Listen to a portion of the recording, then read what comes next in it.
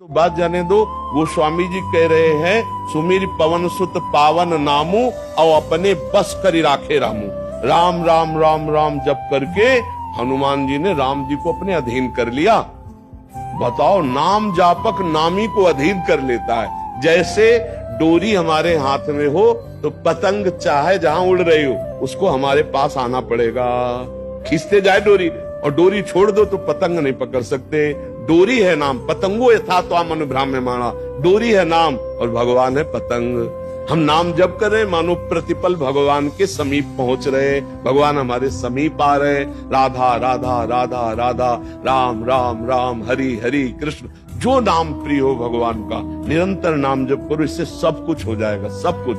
नाम के समान कोई पुण्य नहीं, नाम के समान कोई तीर्थ नहीं, नाम के समान कोई धर्म नहीं, नाम के समान कोई ज्ञान नहीं। परम ज्ञान समुद्र भगवान शंकर भी नाम जप करते हैं, भगवान शंकर भी कथा सुनते हैं, भगवान शंकर भी भगवान की कथा करते हैं, चर्चा करते हैं।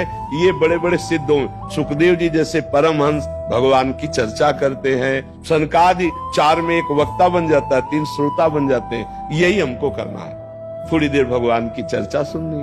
आपको चर्चा सुनने के लिए प्रगट में संत नहीं मिलते तो मोबाइल है, मोबाइल से सत्संग सुनिए।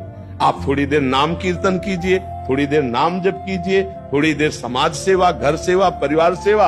राधा राधा कहते हुए रोटी बना रहे, राधा राधा करते हुए पोछा लगा रहे, राधा राधा करते हुए हल जोत रहे, क्या फर्क पड़ता है? माला से थोड़ी भगवान मिलते हैं, भगवान तो स्मरण से मिलते हैं।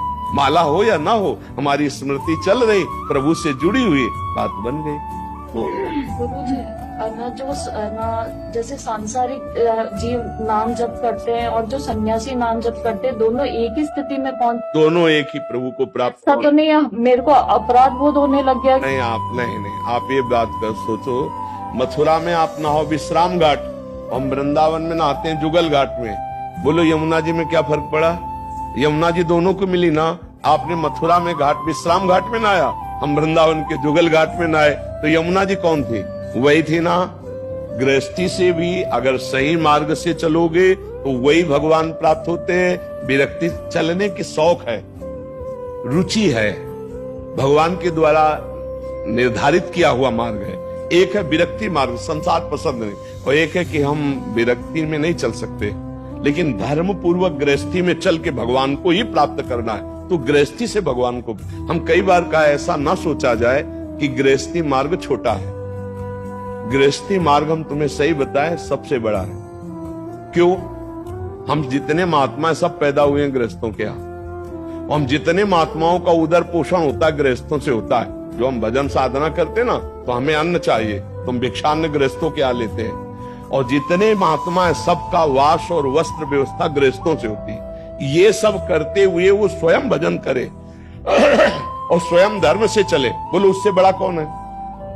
गृहस्थ धर्म ही में ही हमारे माता पिता, गृहस्थ धर्म से ही हमारा उदर पोषण, गृहस्थ धर्म से ही हमारी साधना परिपक्व हुई।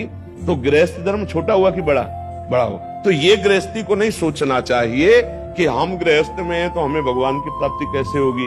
ये विरक्त हैं, इनको तो भगवान की प्राप्ति होगी, मेरे को नहीं पक्का होगी। क्योंकि आपके द्वारा सेवा धर्म होता है और भजन होता है, पर अंतर है।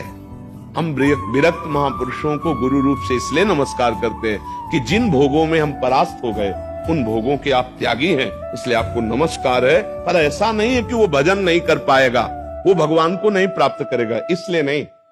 वो विरक्त मार्ग है, जहां भोगों में गृहस्थ परास्त हुआ, वहां विरक्त उनको रौंद कर आगे बढ़ गया। इसलिए गुरु स्वरूप से हम उनको नमस्कार करते हैं। पर हम उन्हीं भगवान को प्राप्त करेंगे। गृहस्थ धर्म की अलग पद्धति है कि आप धर्म पूर्वक अन्न कमाइए, आप समाज की सेवा, परिवार की सेवा, अतिथि सेवा, साधु सेवा और नाम जप, आपको वही भगवान मिलेंगे। बिल्कुल अंतर नहीं इसमें, पक्का।